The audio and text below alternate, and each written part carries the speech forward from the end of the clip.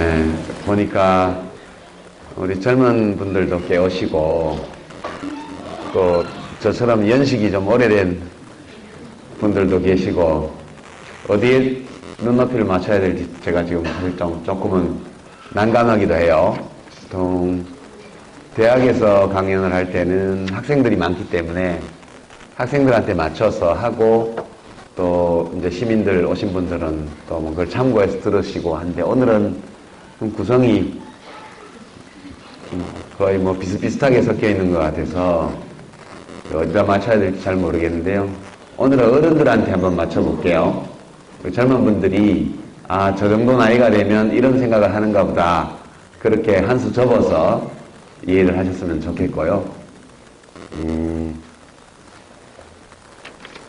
오늘 이렇게 뭐 주제를 아주 거창하게 경제민주화, 예, 그것도 뭐 진보의 시각에서 이제 보는 경제민주화 이런 주제로 했는데, 사실은 이 강연 제목이 저는 별로 마음에 들진 않아요.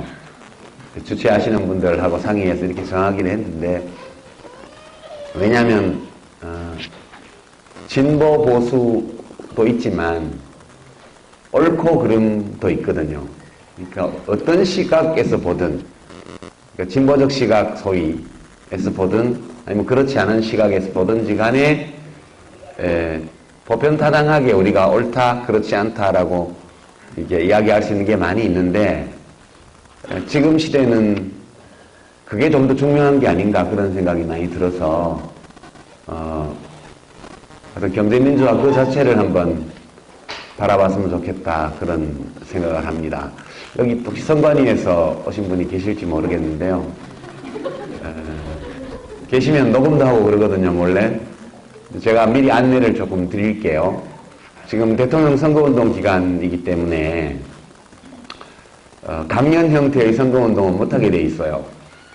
그러니까 제가 연설원으로 등록을 해서 특정 후보의 선거운동을 하기 위해서 사람을 모으는 건 되는데, 그냥 이렇게 제3자가 사람을 불러 모아놓고 확성기를 이용해서 선거운동으로 간주될 수 있는 행위를 하면 선거법 위반이 돼요. 제가 10년 전인데 딱 2002년도에 그때 가을에 전국의 한 50개 도시에서 강연을 했습니다. 한 서너 달 동안, 그해 가을에. 단 한 번도 사고가 없었는데, 당진에 가서 새마을금고 이 삼천 강당에서 강연한 게 문제가 돼가지고, 저도 서산지청에 불려가서 조사를 받았고, 대선 끝나고 나서. 그 행사를 준비했던 분들은, 저는 기소유예가 됐는데, 준비한 분들은 기소가 돼가지고, 벌금을 100만 원씩 맞고 막 그랬었어요. 그때 주제가, 이제, 국가균형발전, 지방자치, 지방분권, 이런 주제로 한 건데, 그때 이제 세종시 공약이 막 나온 후라서 그 주제로 강연한 거를 선거운동이다 그렇게 검찰에서 선관위에서도 판단하고 그랬던 것 같아요.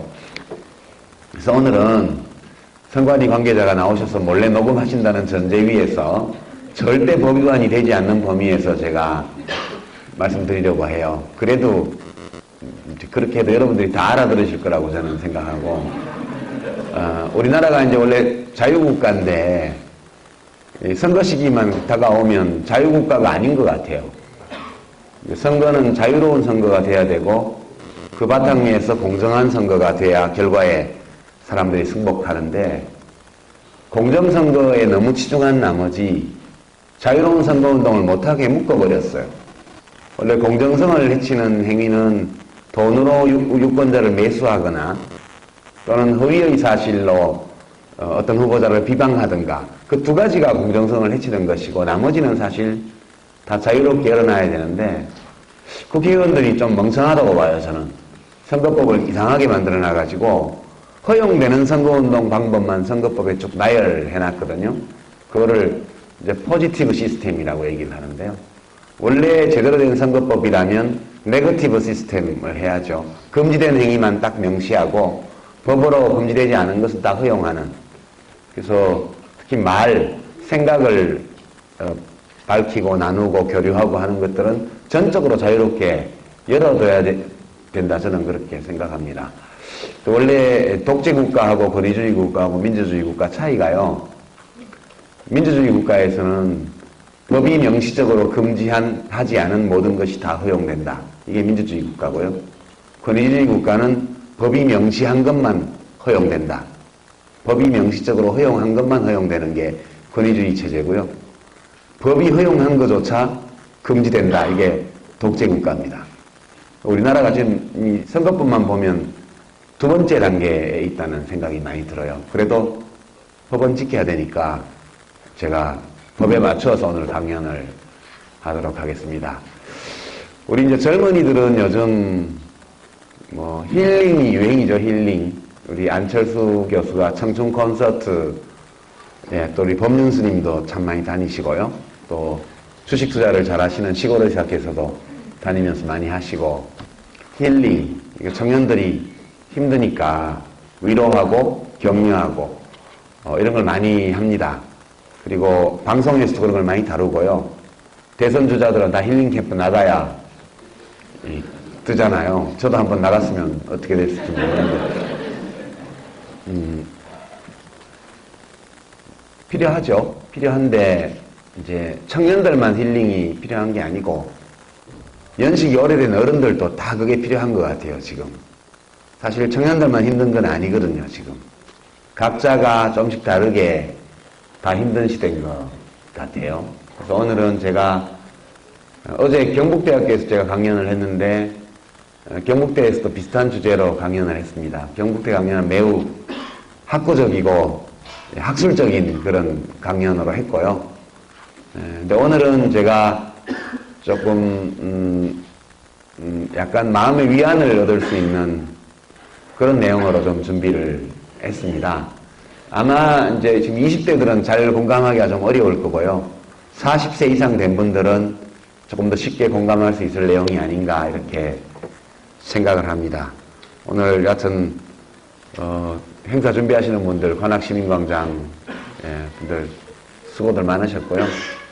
사람이 적게 올까봐 걱정하는 걸 제가 봤는데요. 제가 적게 오시면 적게 오시는 대로 오붓하게 하고 또 많이 오시면 많이 오시는 대로 또 할 수 있으니까 걱정하지 말라 마시라 그런 얘기를 드렸는데 좀 많이들 오셨어요. 그래서 오늘 날씨도 늦었는데 귀한 시간 내서 오셨으니까 갈 때 약간 마음의 위안도 되고 또 약간의 뭐 얻을 수만 있다면 희망도 좀 서로 나누고 그런 시간이 되었으면 좋겠습니다. 우선 이제 진보의 입장에서 지금 그 진보적 시각에서 바라본 경제민주화니까 오늘의 이 강연의 키워드는 두 개예요. 첫 번째는 진보, 두 번째는 경제민주화. 두 가지인데요.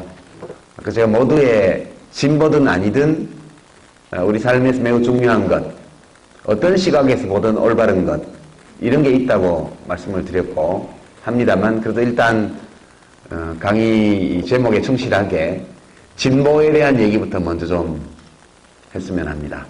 요즘 진보가 아주 망했죠. 특히 정치권을 보면 완전 쑥대밭이 돼가지고 이제 진보정의당은 후보 등록을 포기를 하고 이제 그 야권 단일화 이렇게 했고요. 또 다른 진보정당에서 나오신 분은 지지율이 오차범위 안에서 제로. 그렇습니다. 이게 오차범위를 못 넘어가면 그게 오차범위 안에서 제로입니다. 그렇게 돼 있어서 이제 진보 세력, 진보 정치가 상처를 굉장히 많이 입은 시기입니다. 그 상처가 온 것이 누가 뭐 나쁜 의도를 가지고 못된 짓을 해서 왔을 수도 있고요. 또는 누가 의도하지 않았지만 어떻게 하다 보니까 사고가 나서 그렇게 됐다 이렇게 말할 수도 있고요. 또는 누가 일부러 그러지도 않았고 사고가 난 것도 아니고 일어날 수밖에 없는 일이 일어났다. 그런 시각도 있는 것 같습니다. 그러나 어쨌든 진보라는 말이 유행하고 있는 이 시기에 오랫동안 진보주의 운동, 진보 정치를 해온 분들이 이렇게 국민들에게 외면을 받는 아이러니컬한 그런 상황에 지금 놓여 있는 것 같습니다.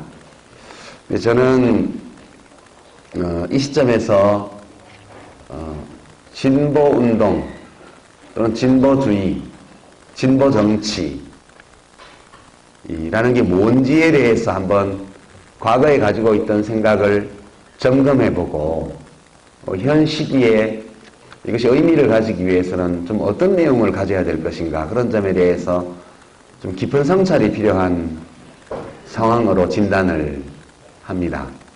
제가 그 청춘의 독서나 또는 국가란 무엇인가 같은 책에서 꾸준히 그 책들을 쓸 때 진보를 어떻게 이해해야 될까에 대해서 고민을 했고 그런 이야기들을 썼습니다만, 대체로 정리해보면 진보적 시각이 뭐냐, 또는 뭐 진보가 뭐냐,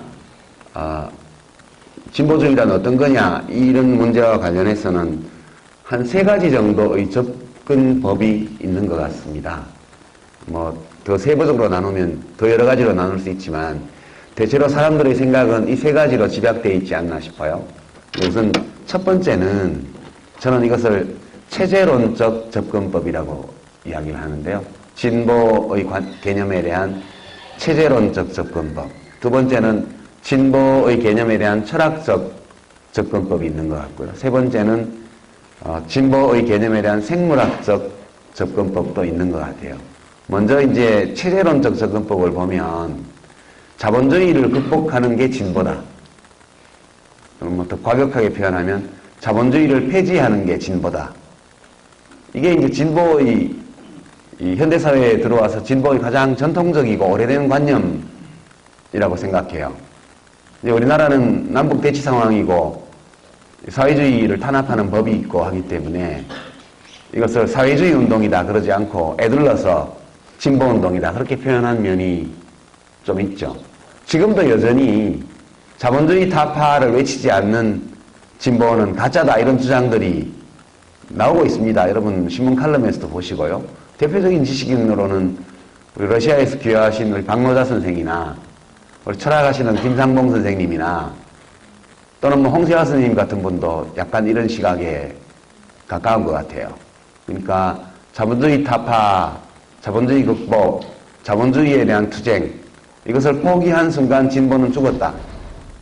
이렇게 보는 시각이죠.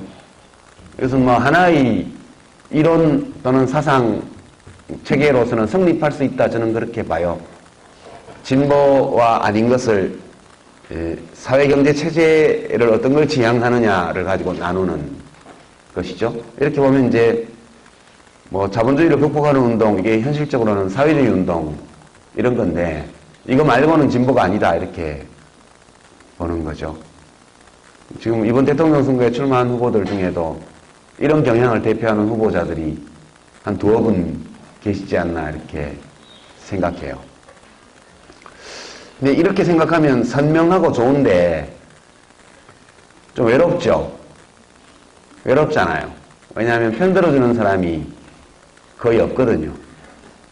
왜냐하면 지난 세기 말, 지난 세기 초에 이제 이런 목표를 내걸고 현실의 권력을 접수했던 나라들이 여러 있었는데 지금 다 사라져 버렸잖아요. 그게 외부의 공격으로 망한 게 아니고 내부의 비효율과 어떤 독재, 경직성 이런 것 때문에 자체 붕괴를 해버렸죠. 그리고 이제 자본주의를 극복할 때 그거 말고 다른 체제가 뭐 있냐, 여기에 대해서는 아직 뚜렷한 이론이 없습니다. 그 형식상 사회주의 국가로 남아있는 중국이 있는데 중국은 한국보다 더한 자본주의죠, 지금.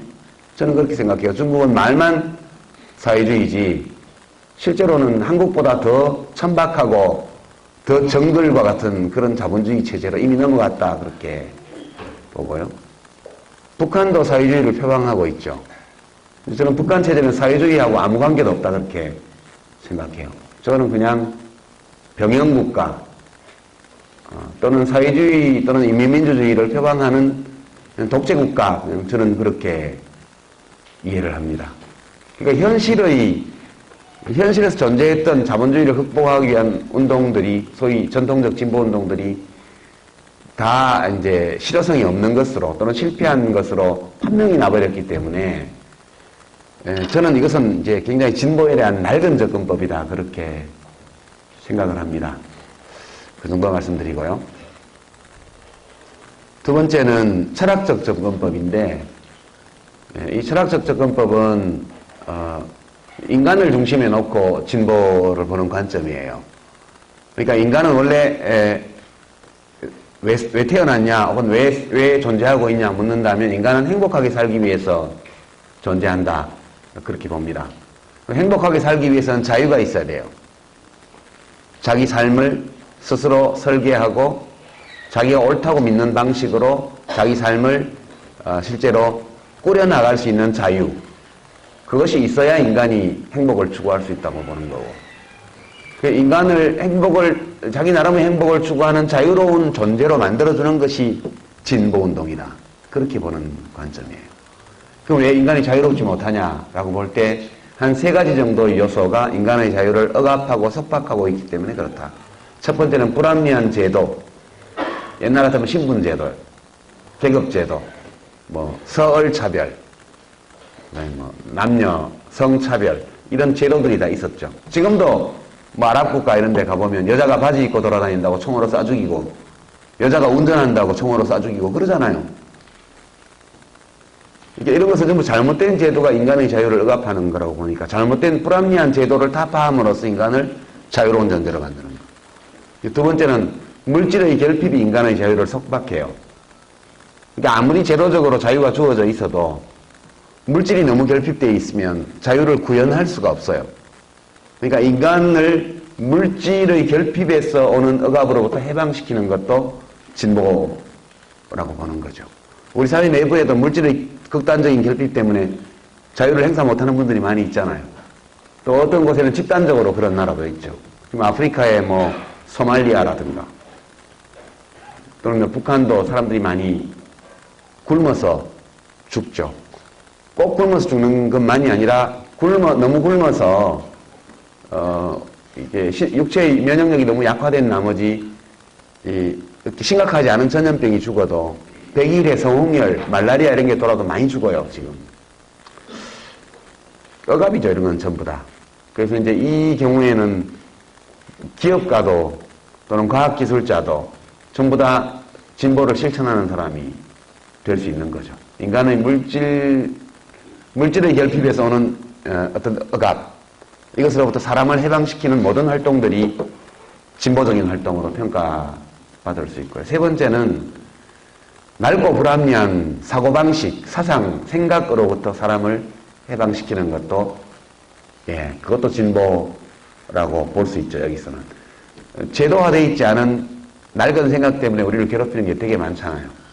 제가 어떤 게 있다고 구체적으로 말씀 안 드리겠지만, 근데 자식을 소유물로 보는 관념, 그래서 아동학대가 일어나죠. 또는 말로는 성평등을 얘기를 하지만 돈 잘 버는 아내에 대한 남편들의 자존심이 상해하는 거, 이런 것도 낡은 관념이죠. 배우자가 둘이 살아가는데 부부가 둘이 사는데 남편이 잘 벌 수도 있고 아내가 잘 벌 수도 있잖아요. 남편이 연봉 3억이고 아내가 3천만 원이면 별 문제 없는 부부인데 아내가 3억 연봉이고 남편이 3천만 원 되면 문제가 많이 생겨요. 그죠? 그럴 겁니다. 이런 것들이 다 낡은 의식. 낡은 의식은 굉장히 많아요. 그러니까 요즘 해민 스님이나 법륜 스님이 마음을 바꿔서 행복을 찾는 법에 대해서 많이 얘기를 하시잖아요. 전 그것도 전부 다 인간을 자유롭게 만드는 진보적 영성운동, 이런 것으로 분류합니다. 이런 철학적 입장에서 보면 진보는 범위가 훨씬 넓어요. 넓고 특정한 경제체제와 연관되어 있지는 않아요. 전반적으로 관계는 있지만 어떤 특정한 사회정치 시스템만이 진보다, 그렇게 말할 수는 없는 거죠. 이게 진보에 대한 철학적 접근법이고, 저는 이 접근법을 굉장히 좋아합니다. 근데 그거보다 더 마음에 드는 접근법이 또 하나 있는데요. 이게 이제 생물학적 접근법이라고 얘기를 합니다. 제가 이 생물학적 접근법에 대해서 굉장히 최근에 와서 마음에 들어 하는 것은, 우리 현실을 이렇게 볼 때 이렇게 생각을 하면 위안이 많이 되더라고요. 최근에 이제 대선 후보 여론조사 지지율 여러분들 보고 계시죠? 여기서 뭐 어떤 후보가 돼야 됩니다. 이래 말하면 법 위반이래요. 근데 이제 지금 유력한 두 후보가 비슷비슷하게 나오잖아요. 근데 이제 어떨 때는 그걸 보고 있으면 좀 느낌이 암담하다고요. 그리고 이제 도대체 누가 어느 후보를 지지하고 있는가를 데이터를 자세히 보면 이제 어떤 후보는 주로 대한민국의 동쪽 지역에서 압도적 지지를 받고 있고 또 다른 후보는 서쪽 지역에서 압도적인 지지를 받고 있어요. 근데 동쪽 인구가 훨씬 많단 말이에요. 근데 동쪽 사람들이 꼭 그 후보를 지지해야 될 어떤 이유는 없어요. 합리적인 이유는 찾기 어려워요. 그럼 뭐 사람 좋은데 꼭 이유가 있어야 되냐 그렇게 말씀하시는 분들이거든요. 저도 그 동네 출신이라서 잘 아는데 지역으로 보면 그렇고요. 그럼 이제 계층별로 보면 이제 서쪽에서 지지를 많이 받는 후보가 월수입 500만 원 이상에서도 지지를 더 많이 받아요. 동쪽에서 많이 지지받는 후보는 월소득 200만 원 밑에서 지지를 굉장히 많이 받아요. 100만 원 밑으로 내려가면 압도적이에요. 근데 월소득 200만 원 이하의 시민들이 많이 지지하는 그 후보가 속한 정당은 월소득 한 1억 원 이상 되는 사람들을 주로 이롭게 하는 정당이거든요. 누구라고 말을 안 하겠습니다. 그러니까 이제 그런 데이터들을 들여다보고 있으면 인간이란 게 뭐지 도대체? 왜 이런 일이 벌어지지? 이런 거에 대해서 매우 암담한 느낌이 몰려와요. 이제 그런 상황에서 왜 그러면 진보가 뭐길래 이럴까 이렇게 생각해보면 원래 우리 전통적 관념으로는 무상계급 또는 현실에서 차별받거나 또는 고통을 겪는 사람들이 진보적 의식을 가져야 맞는 것처럼 교과서에 되어 있었는데 현실은 반대잖아요. 그래서 기존의 이런 이 사회적 환경, 자기가 처한 사회적 환경과 그 사람의 의식 사이에 일정한 관계가 있다고 봤던 시각이 문제가 있는 것 같다. 만약 그것이 올바르고 합리적이라면 우리가 사는 이 세상은 너무 불합리해. 그런 느낌이 들기 때문에 참 견디기가 어려워요. 근데 제가 최근에 어느 책에서 발견한 이 생물학적 접근법은 많은 위안을 주더라고요.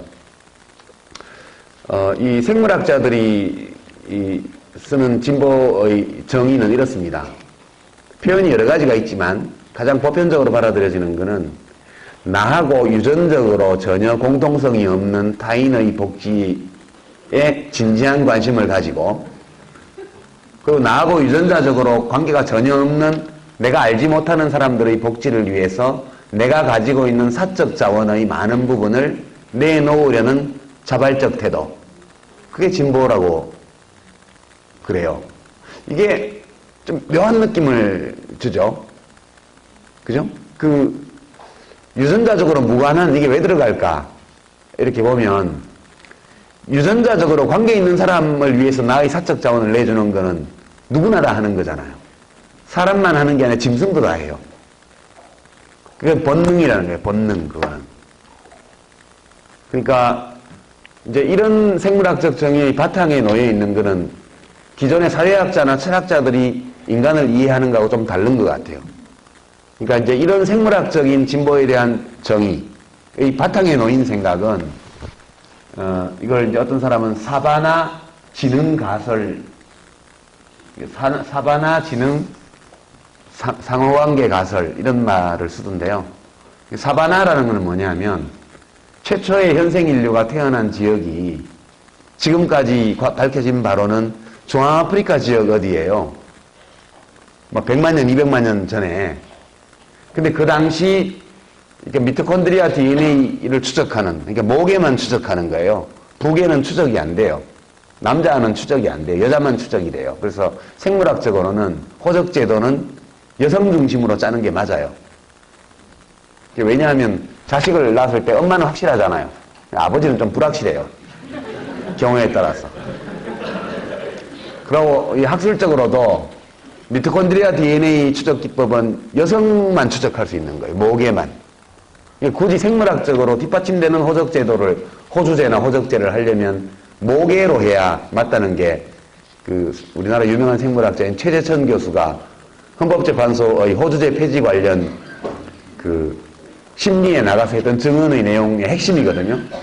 여하튼 뭐 엇길로 갔는데, 그렇게 추적해보면 중앙아프리카 어디에서 최초의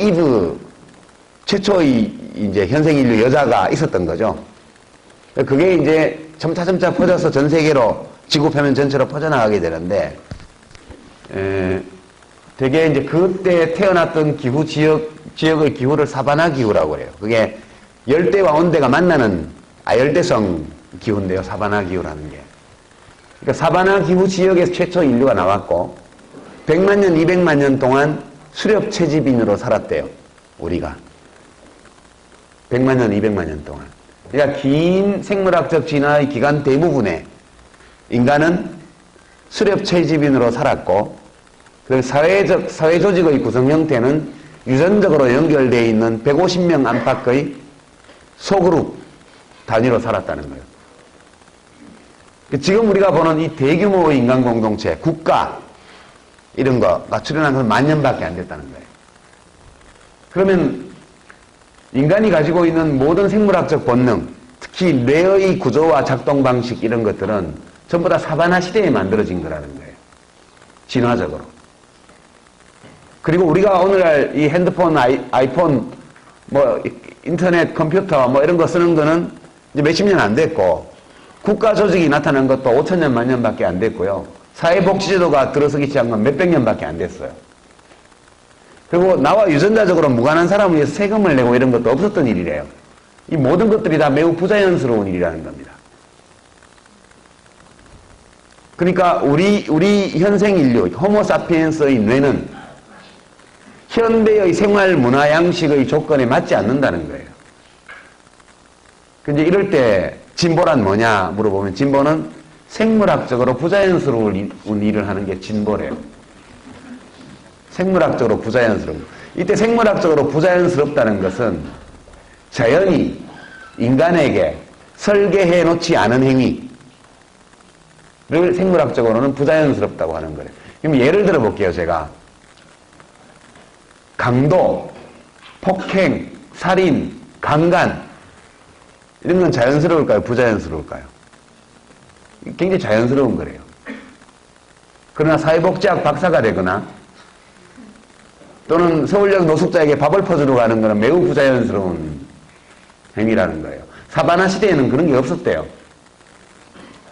그러니까 이제 우리 모두는 어떻게 보면 현대인이지만 우리들의 뇌는, 우리들의 본능은 수렵 채집인이라는 거예요. 그래서 우리가 보통 사회적 공동선이라고 일컬어지는 것들은 전부 다 몇백 년 전에 와서 만들어진 것들이기 때문에 우리 뇌하고 안 맞다는 거예요. 그래서 진보를 하려면 머리가 좋아야 된대요.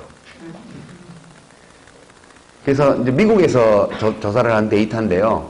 청소년기에 측정한 IQ하고 그 사람이 어른이 되고 나서 나는 매우 진보, 조금 진보, 뭐 보통, 조금 보수, 매우 보수, 이렇게 스스로 자기의 이념적 정체성을 답하도록 해서 그걸 딱 조사를 해보니까 매우 진보라고 답한 사람과 매우 보수라고 답한 사람 사이에는 일반적으로 IQ 측정 기법으로 할 때 11점 이상의 차이가 난대요. 11점.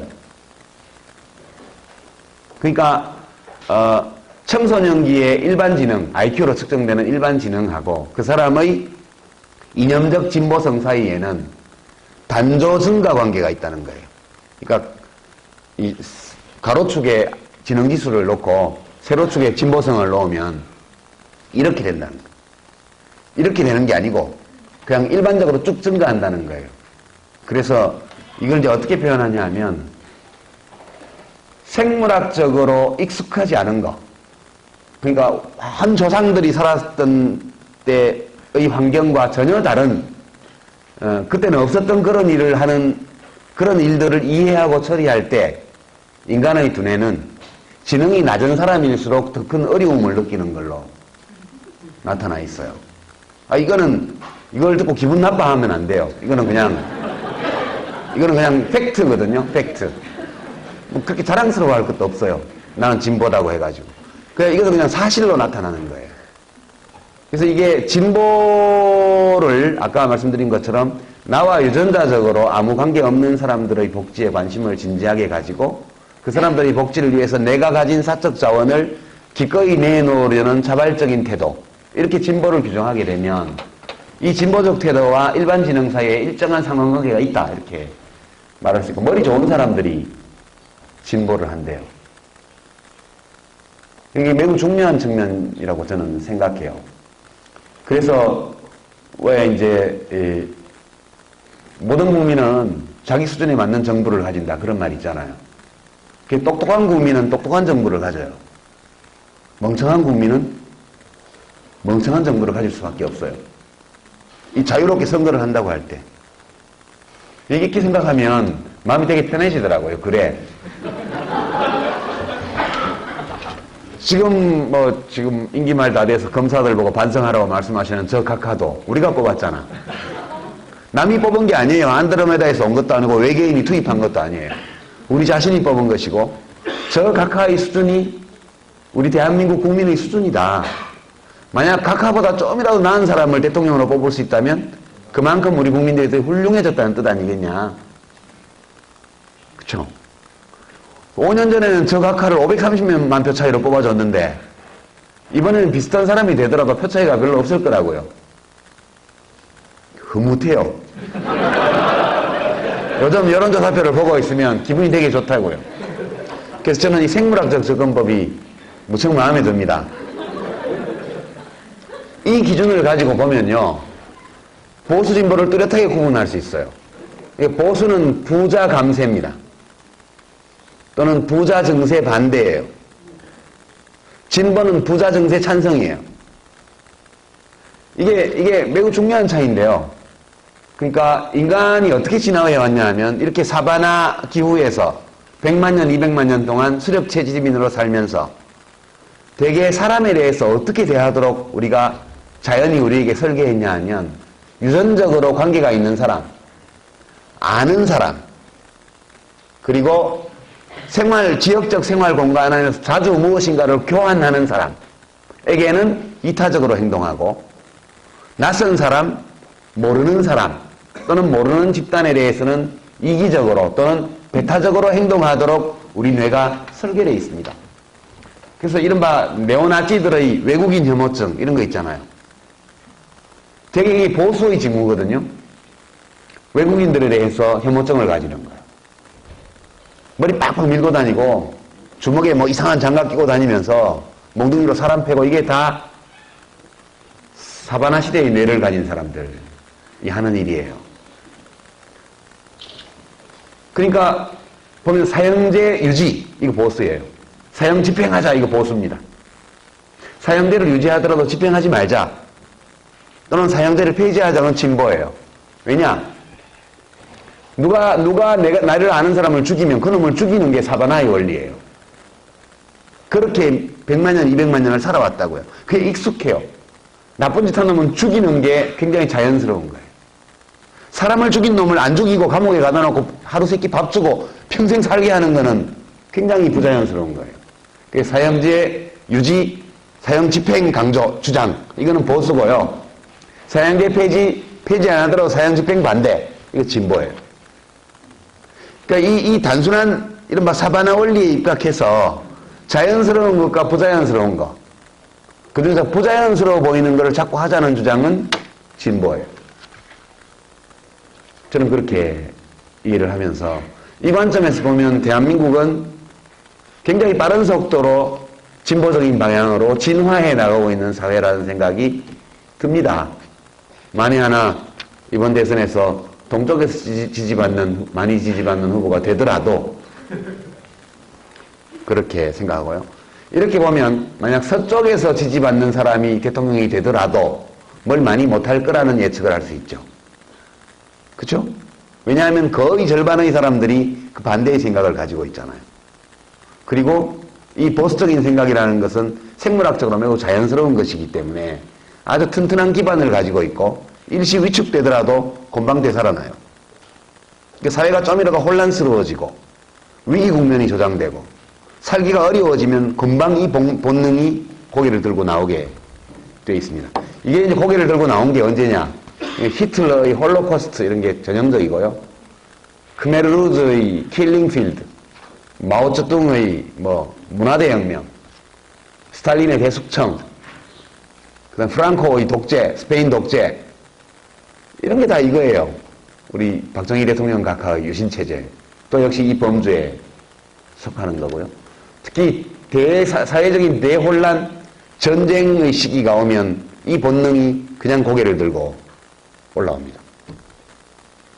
사실 우리가 청와대에 계신 각하를 인터넷에 막 욕하는 글을 올리는 거는 매우 부자연스러운 거예요. 우리는 수백만 년 동안 힘 있는 놈 앞에서는 굴종하도록 프로그래밍 되어 왔다고요. 안 그러면 못 살아남으니까. 대통령한테 욕하고 대드는 거는 엄청 새로운 현상이고, 이건 진화적으로 완전 새로운 거고, 생물학적으로 완전 부자연스러운 거예요. 네. 그렇게 말씀을 드리고요. 여기까지가 서론인데 굉장히 길어졌죠. 마음에 드십니까? 네.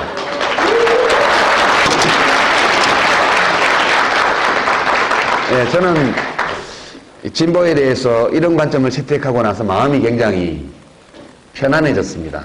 이것은 일시적으로 뭐를 많이 이룰 수 있는 것도 아니고, 그리고 짧은 기간에 또 많이 갈 수 있는 것도 아니고, 때로는 후퇴도 있을 수 있다.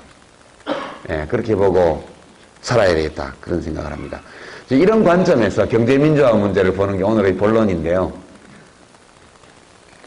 이제 경제민주화가 나오는 것은, 라는 것이 이슈가 되는 것은 경제 권력이 있기 때문이죠. 민주화라는 것은 분산시키자는 겁니다. 분권화하자는 거예요. 이 이야기가 나오는 것은 어느 쪽에 집중되어 있기 때문에 그렇습니다. 어디엔가 경제력이 집중되어 있기 때문에 이것을 분산시켜야 된다는 얘기가 나오는 게 경제민주화에 대한 요구가 나오는 큰 흐름이라고 보고요. 이 경제 권력의 집중은 이제 우리나라에서는 재벌 중심으로 돼 있죠. 경제 권력이라는 것은 그 돈입니다. 돈. 그러니까 생산에 투입되는 물적 자본을 소유하고 있고, 그 물적 자본을 투입해서 만들어진 생산물을 처분할 권한을 가지고 있는 사람들이 단순히 돈이 많은 것이 아니라 여러 가지 사회생활의 영역에서 무엇인가 영향력을 발휘하고 있고, 그 영향력을 행사하는 방식이 몹시 부당하거나 또는 우리가 직관적으로 느끼는 정의 또는 공정성을 해치고 있다고 사람들이 느끼기 때문에 이 요구가 나오는 건데요. 되게 경제민주화는 제가 살펴보니까 5가지 정도의 측면을 가진 요구 같아요. 사람들은 다 경제민주화를 좋아해요. 일단 민주주의 좋은 거니까 경제도 민주화해야지 라고 말하는데, 정치의 민주화가 여러 측면을 갖고 있는 것처럼 경제의 민주화라는 것도 아주 다각적인 그런 요소를 갖고 있다, 저는 생각합니다. 경제민주화의 얼굴은 하나가 아니에요. 경제민주화는 여러 얼굴을 가지고 있고, 그 여러 얼굴을 쭉 정리해보면 5가지 정도의 차원이 있는 것 같습니다. 우선 첫 번째는요, 경제 권력을 가진 사람들은 대개 대자본을 소유한 사람들이기 때문에 그 대자본에 대한 장악력을 행사함으로써 일반 국민인 소비자를 착취할 수 있어요. 소비자를 착취하는 문제. 그러니까 거대 기업, 거대 자본이 상품 시장에서 소비자를 착취하는 문제가 첫 번째로 있고요.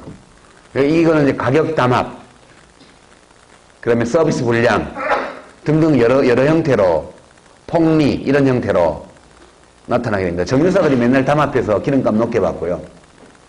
현대자동차는 미국에 수출하는 것보다 더 품질이 나쁜 현대차를 국내에서 미국보다 더 비싼 값에 팔고 있거든요. 우리 국민들은 애국심에 사로잡혀서 그 차를 40년 동안 열심히 사줬습니다. 이건 소비자 수탈이라는 측면의 문제가 있고, 두 번째는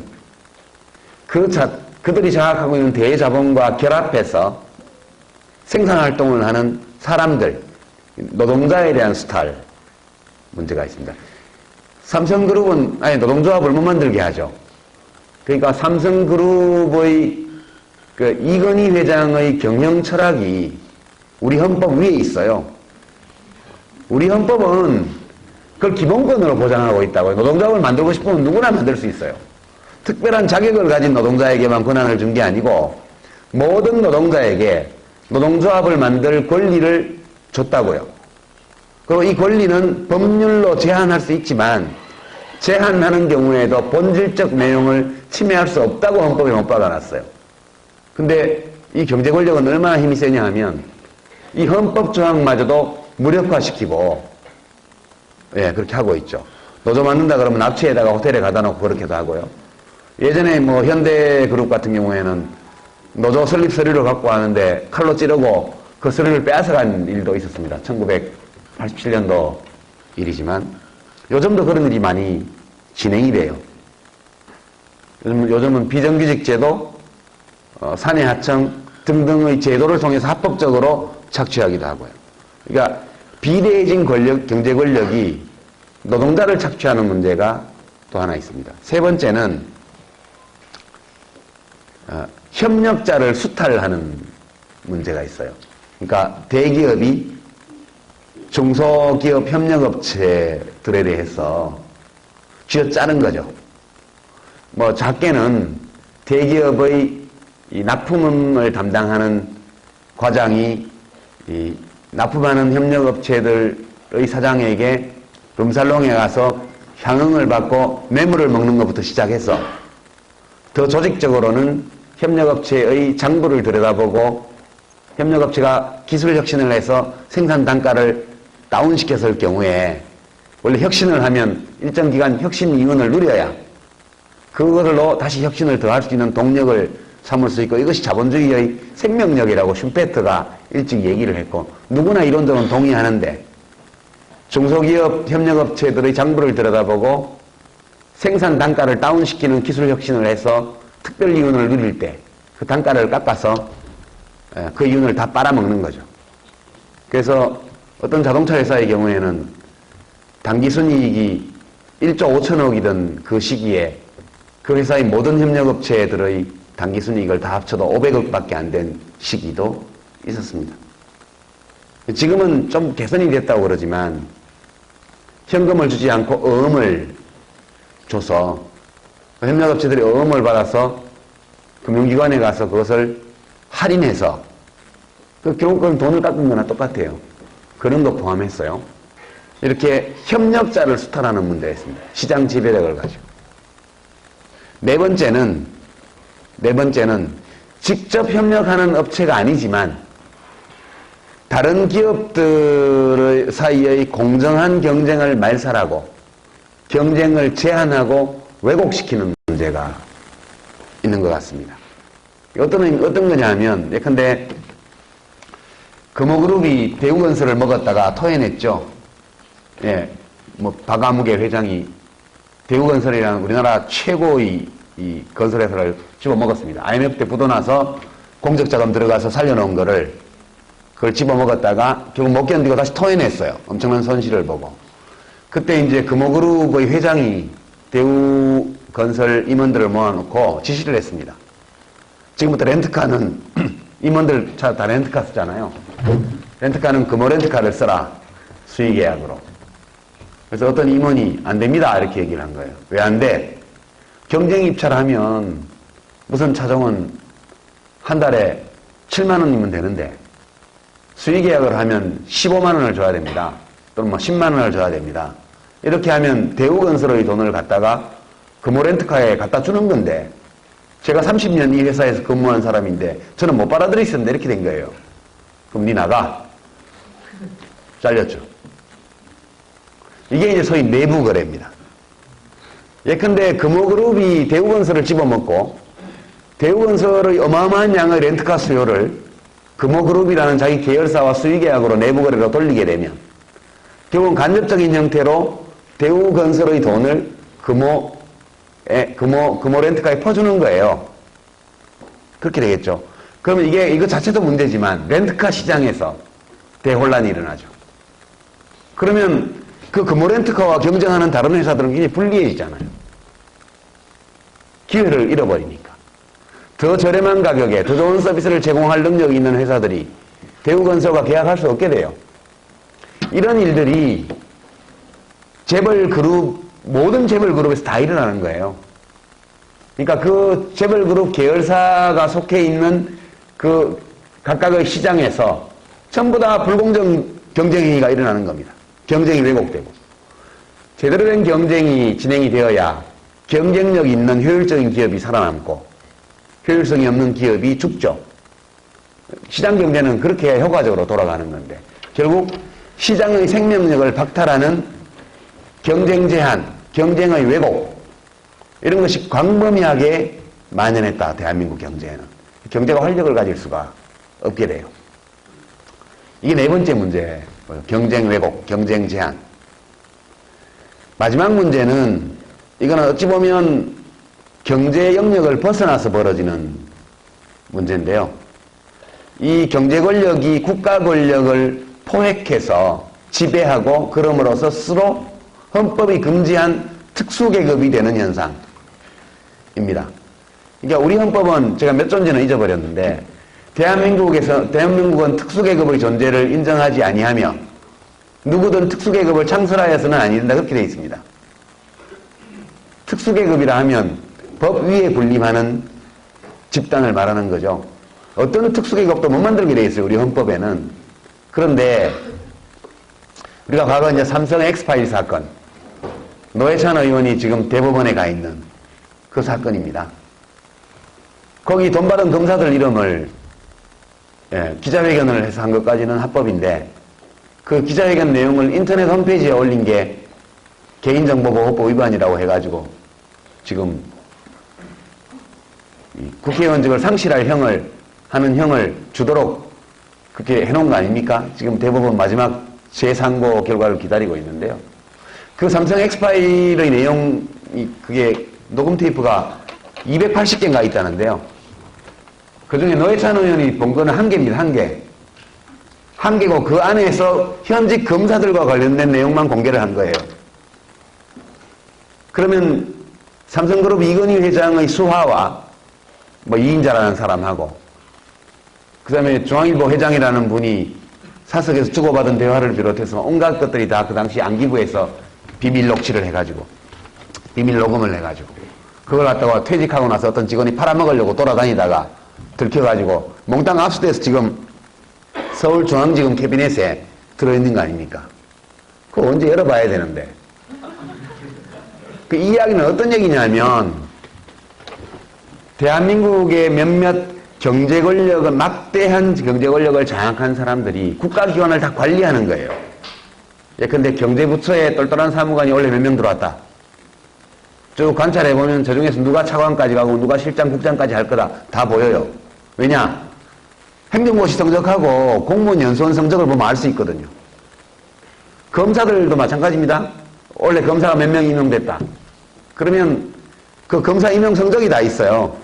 그리고 출신 지역하고 출신 학교를 보면 대체로 누가 검사장, 고검장 가고 누가 부장검사 가고 누가 검찰총장 후보인지 다 나오거든요. 이런 식으로 해서 딱 찍은 다음에 그 사람하고 친인척 중에 우리 그룹에서 직원이 있는 경우, 그죠? 없으면 친한 동창 중에 연고가 어떻게 되냐. 이렇게 해서 관리를 하는 거예요. 그렇게 해서 인적 관리를 하기 시작하면 국세청, 검찰, 법원, 그죠? 청와대는 정치자금 가지고 하고요. 국회의원들은 후원금 가지고 하죠. 합법, 불법 후원금. 그것도 찝찝하면 국회의원을 그룹 임원 교육장에 불러요. 와서 1시간 되지도 않는 소리든 되는 소리든 떠들고 나면 강연료 500만 원 줍니다. 말이 강연료지. 뇌물이죠. 이렇게 해서 계열사 한 20군데 500만 원짜리 강연시키면 1억 원이 되는 거예요. 이런 식으로 돈으로 권력기관에 있는 주요한 인물들을 다 포섭하고 그렇게 함으로써 그 국가기관 자체를 포획해서 자기 수중에 놓을 때 이 시장 권력, 돈을 근거로 성립된 시장 권력이 국민이 선출한 정치 권력을 자기 손아귀에 넣게 되는 겁니다. 이게 참 재밌는 게요. 한상대 검찰총장이 지금 오늘 사표를 냈죠. 그랬더니 각하께서 검찰도 반성하는 계기를 삼으라. 누가 그렇게 만들었어요? 지금 대검 중수부장 하는 누굽니까? 최재경 씨인가요? 그 사람이 기소한 사건들이 전부 다 무죄됐잖아요. 정치 사건들이. 지금 MB정권 들어와서, 요건 선거법 위반 아니니까 제가 말할게요. MB정권 들어와서 초고속 출세를 거듭한 검사들 대부분이 언론을 장악하기 위해서 또는 야당을 탄압하기 위해서 지식인들을 탄압하기 위해서 죄가 되지 않는 것들을 기소했다가 거의 다 무죄 판결받은 사건들을 기소한 당사자들이에요. 그 사람들을 줄줄이 출세시켜서 고검장 만들고 무슨 중수부장 만들고 검찰총장 만든 사람이 누군데요? 각하께서 하신 거 아닙니까? 먼저 자기부터 반성을 해야죠. 또 한 번 유체이탈 화법을 멋지게 구사를 하셨던데요. 지금 물러난 검찰총장이 SK그룹의 최태원 형제가 지금 횡령 혐의로 기소되어 있죠. 검찰 구형이 됐는데 4년 구형을 했습니다. 천몇백억, 밝혀진 것만 1600억인가 횡령인데 1600억 횡령이면요. 미국 같으면 엔론사 보세요. 나이 많아서 갔는데 징역 수십 년을 주잖아요. 죽을 때까지 감옥에 있으라는 뜻입니다. 근데 검찰총장이 직접 지시를 해서 4년 구형을 하게 했어요. 이 4년 구형은 그 범죄의 법원 양형 기준표의 최저선이에요. 최소한 4년 이상 징역을 주도록 대법원의 양형 기준에 나와 있는 그 4년입니다. 구형을 4년을 한 거예요. 그 얘기는 법원 보고 징역 3년에 집행유예 5년 또는 징역 4년에 집행유예 5년을 주라는 뜻입니다. 그걸 검찰총장이 직접 지시를 해요. 이거 어떻게 설명이 가능하죠? 그것은 관리하고 있다고 봐야 되는 거죠. 검찰 조직을, 재벌들이. 검사 얘기 나온 김에 제가 이번 저공비행 시즌2 4편에서 잠깐 얘기 나눴는데요. 검찰 보고 조폭 같다고 그랬는데 이제는 조폭이 아니고 동네 양아치 같다 이렇게 얘기를 해야 될 것 같아요. 오늘 또 두 번째 구속영장이 기각됐죠. 이른바 뭐 성관계 검사. 뇌물죄가 성립 안 된다고 서기호 의원이 국회에서 다 얘기를 했잖아요. 우선 성폭력특별법은 적용이 안 돼요. 왜냐하면 그 법 발효 이전에 있었던 일이거든요. 서구 입법이 안 되기 때문에 지금 친고죄밖에 안 되는데 합의를 했잖아요. 그러니까 성폭력특별법으로는 기소를 못 해요. 그 다음에 이제 뇌물죄로 하게 되면 그 뇌물 액수를 얼마로 할 거예요, 도대체.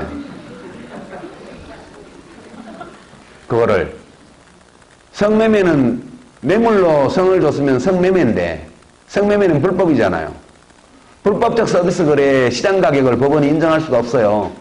원천적으로 기소할 수 없는 거예요.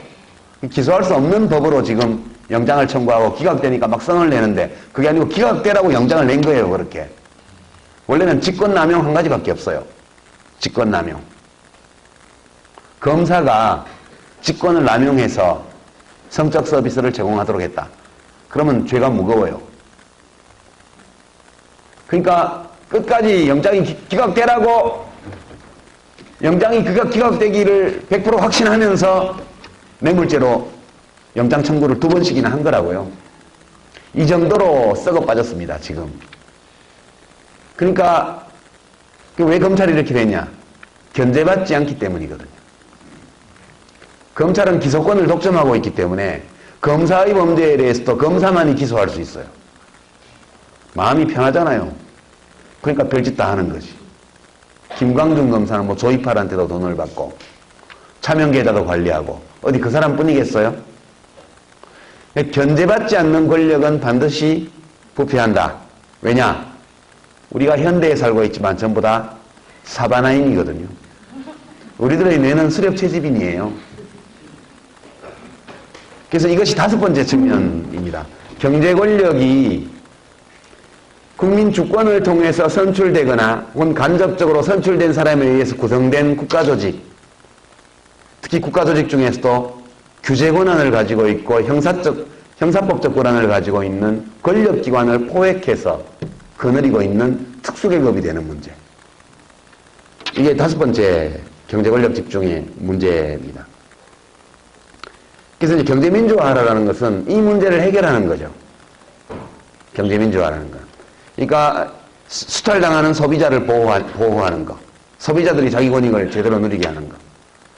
착취당하는 노동자들의 권익을 찾아주는 거. 그 다음에 대기업의 협력업체들이 더 이상 착취당하지 않도록 정당한 노력의 대가를 받을 수 있도록 해주는 거. 네 번째는 시장에서의 건전한 경쟁이 왜곡되거나 제한받지 않도록 하는 거. 마지막으로 다섯 번째는 이 경제 권력의 지배 아래에서 우리 사회를 해방시키는 거. 이 다섯 가지가 이 경제민주화의 핵심 과제라고 말할 수 있고요. 이 다섯 가지의 과제는 하나는 거시적인 것이고 나머지는 다 미시적인 거예요. 제일 거시적인 것은 국가기관, 정당, 정치인, 언론 이런 것들을 대자본의 지배와 대자본의 회유 또는 대자본의 억압 아래에서 해방시켜서 제 기능을 하게 하는 것. 나머지 소비자를 보호하는 것, 노동자를 보호하는 것, 협력업체를 보호하는 것, 경쟁을 보호하는 것. 이건 전부 다 미시정책, 마이크로한 거죠. 제일 중요한 것은 거시적인 거예요. 왜냐? 소비자를 보호하고 노동자를 보호하고 협력업체를 보호하고 경쟁을 보호하는 데는 전부 입법조치가 필요해요. 입법조치, 행정조치가 필요합니다. 국세청이 동원돼야 되고요. 공정거래위원회가 제 기능을 해야 되고요. 각 중앙지방노동위원회가 제 역할을 해야 되고 그리고 국회가 입법을 제대로 해야 됩니다.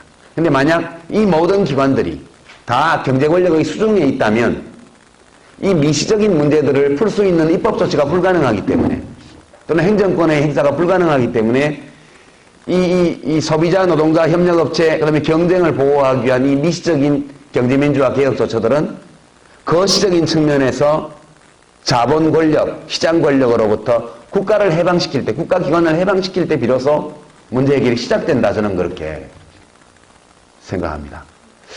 완전하게 해방되는 건 어렵겠죠? 그거는 뭐 좀 어려움이 있을 겁니다. 왜냐하면 끈질기게 지금까지 해온 게 있기 때문에. 그러나 이번 대통령 선거의 결과에 따라서 누가 되면 이 점이 좀 더 달라질까? 이런 것들을 한번 생각해 볼 만한 테마라고 생각해요. 설마 이것도 선거법 위반이라고 안 그러겠지. 네. 요게 이제 제가 준비해온 강연의 내용이고요. 이제 마무리 삼아 한 가지 말씀만 좀 더 드리겠습니다.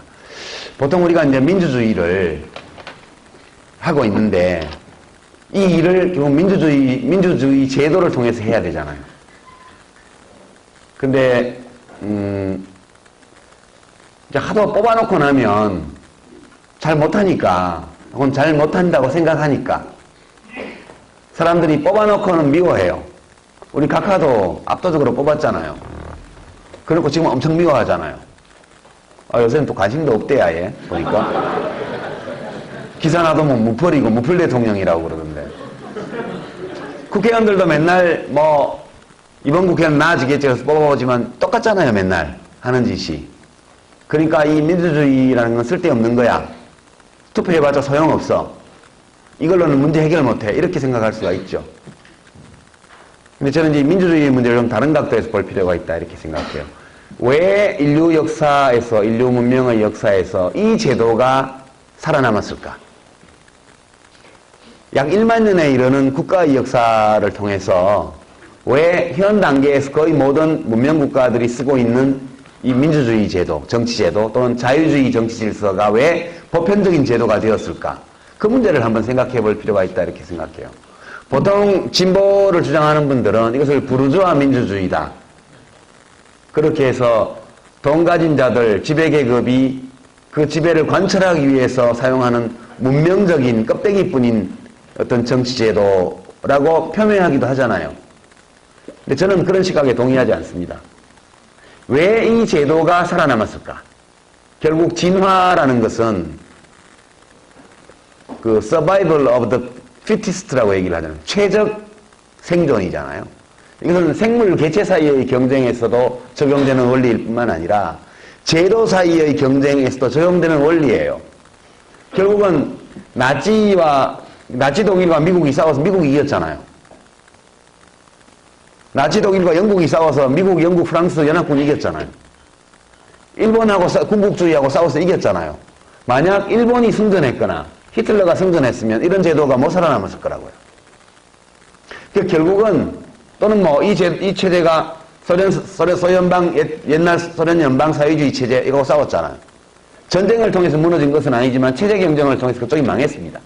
이 이야기는 우리가 지금 가지고 있는 이 불완전해 보이는 이 제도가 가장 경쟁력 있는 제도라는 거예요. 지금까지는. 그럼 이 제도의 경쟁력은 어디서 온 것일까? 혹시 이 제도가, 이 민주주의 제도가 훌륭한 사람을 권력자로 선출하는 데 적합한 제도이기 때문에 살아남은 것일까? 그건 저는 아니라고 봐요. 우리가 가지고 있는 이 선거 제도는 정말 국가를 잘 운영할 수 있는 훌륭한 사람을 지도자로, 권력자로 뽑는데 적합한 제도가 아니에요. 이 제도는 누구를 권력자로 뽑는 제도냐 하면 표 많이 얻는 사람을 권력자로 뽑는 제도입니다. 표를 많이 얻는 방법은 여러 가지가 있죠. 훌륭한 인품으로 사람들을 감동시켜서 권력을 잡을 수도 있고요. 표를 많이 받을 수도 있고요. 입만 열었다 하면 거짓말과 사기를 쳐가지고 뛰어난 사기술로 표를 많이 얻을 수도 있어요. 아니 이론적으로는 다 열려있는 거고 경험적으로도 마찬가지입니다. 히틀러도 선거로 집권을 했잖아요. 오늘날 욕먹고 있는 우리 카카도 선거로 집권을 했잖아요. 이 제도는 그 플라톤이나 아리스토텔레스가 이야기했던 현자의 정치, 정말 선이 무엇이고 정의가 무엇이고 이것을 잘 아는 사람이 권력을 가지도록 보장해주지 못하는 제도입니다. 이 제도의 장점은 거기 있는 게 아니에요. 이 제도의 장점은 상상할 수 있는 최악의 인물이 권력을 잡더라도 나쁜 짓을 지 마음대로 실컷 하지는 못하게 막는데 장점이 있는 제도입니다. 이 제도가 있기 때문에 각하께서 백두대간을 뚫어서 터널을 만들어서 대운하를 하고 싶었는데 못하고 짝퉁으로 4대강밖에 못했잖아요. 이 제도가 있기 때문에 유모차를 몰고 온 촛불 시민들을 아동학대 혐의로 기소했지만 법원에서 다 풀어줬잖아요. 이 제도가 있기 때문에 PD수첩을 기소했지만 법원에서 무죄 판결을 내렸잖아요. 이 제도가 있기 때문에 꼴보기 싫은 한겨레신문이나 경향신문을 폐간을 못 시키잖아요. 이 민주주의의 생명은 권력의 분산과 상호견제에 있습니다. 우리는 대개 누가 다스려야 하느냐는 문제에 관심이 많아요. 누가 대통령이 되면 나라를 잘 운영할 수 있을까? 그거에 관심이 많은데 그건 별로 중요한 문제가 아니라는 거예요. 아니 중요한 문제긴 하다. 취소. 중요한 문제긴 해요. 그러나 더 근본적으로 중요한 문제는 어떻게 최악의 인물이 권력을 장악하더라도 나쁜 짓을 많이 할 수 없도록 우리의 정치 제도를 조직할 것인가? 그 질문에 대한 답이 이겁니다. 왜냐하면 우리 모두는 사바나 인간이기 때문에. 사바나 인간의 특징은 부족 인간이에요. 그러니까 권력을 잡으면 휘두르고 싶고 권력을 휘두를 때는 유전적으로 가까운 사람에게 혜택을 주고 싶고 내가 아는 사람들을 먼저 쓰고 싶고 그리고 나를 귀찮게 하는 놈이 있으면 때려주고 싶고 이게 사바나 인간이라고요. 누구도 이걸 벗어날 수가 없어요. 어떤 제도로 권력자를 선출하더라도 선출된 권력자는 다 이 욕망을 가지고 있는 사람들이에요. 아무리 선한 사람도 이 욕망을 다 가지고 있습니다. 따라서 우리가 주목해야 될 것은 이 제도가 이러한 욕망을 가지고 이런 현대적인 국가기구를 운영하는 사람이 이 욕망을 마음껏 표출시키지 못하도록 감시하고 통제하고 제어하고 견제하는 데 매우 효과적인 제도이기 때문에 선을 많이 행하지는 못할지 몰라도 악을 많이 저지르지 못하는 거예요. 이 국가는. 이 제도를 가진 국가는. 그것이 바로 민주주의 국가의 정치체제의 경쟁력이다. 저는 그렇게 생각합니다. 이명박 대통령이 저지른 죄악 중에 사실 누굴 잡아가두고 이런 건 별 문제 아니에요. 제일 심각한 것은 국가기관들을 무력화시킨 거예요. 환경부를 무력화시켰고, 환경부를 국토부 산하기관 비슷하게 만들어버렸고요. 공정거래위원회를 이슬람화하게 만들었고요. 검찰과 사법부를 통제하려고 그랬고요. 언론을 장악하려고 그랬고, 이것은 시스템을 무너뜨리는 범죄입니다. 그냥 뭐 그 아드님이 땅을 좀 어쩌게 하고 이런 거는 별 문제 아니에요. 내곡동 땅 이런 거. 돈 몇 푼 된다고. 국가 돈을 횡령했더라도 뭐 몇십억 이거잖아요. 대한민국 경제 규모로 보면 그거 별거 아니에요, 사실은. 그 사람들은 그걸 가지고 막 대통령을 욕을 하는데 사실은 그것은 사소한 잘못이고 진짜 중대한 잘못은 언론 장악, 국가기관의 자율성 박탈, 그 시민들의 권리에 대한 억압 이런 것들이 시스템을 무너뜨리는 범죄였다. 저는 그렇게 생각합니다. 어떤 목적을 추구하기 위해서는 그래도 된다라고 생각하는 사람만이 유신이나 5.16은 최선의 선택이었다. 불가피하지만. 이런 얘기는 이 민주주의의 장점이 어디에 있는지, 왜 이 제도가 문명국가의 보편적 제도로 살아남았는지에 대한 초보적인 이해가 없는 사람들만이 할 수 있는 이야기예요. 예, 우리는 사바나 인간과 더불어 살아야 되고, 우리도 역시 사바나 인간의 일부라는 점을 다시 말씀드리면서, 저는, 우리 국민들의 민주주의 정치제도에 대한 이해의 폭과 깊이가 이 모든 과정들을 통해서 점차 깊어져 간다, 그렇게 생각합니다. 이 제도는 훌륭한 사람을 권력자로 뽑아서 많은 선을 행하도록 하는데 적합한 제도가 아니에요. 그러나 그럼에도 불구하고 이 제도의 장점이 거기에 있는 것은 아니지만 그래도 이 제도를 통해서 훌륭한 사람을 뽑을 가능성은 있어요. 거기에 장점이 있는 제도는 아니지만 실제로 훌륭한 사람을 뽑기만 한다면 제도에 원래 있지 않던 장점이 발휘될 수 있는 그런 체제입니다.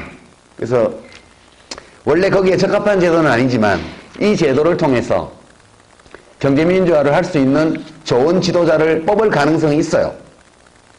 누가 뽑냐? 국민들이 뽑는 거죠. 못 뽑으면 국민 책임이죠. 혹시 기자들이 들으시면 유시민 드디어 국민 탓.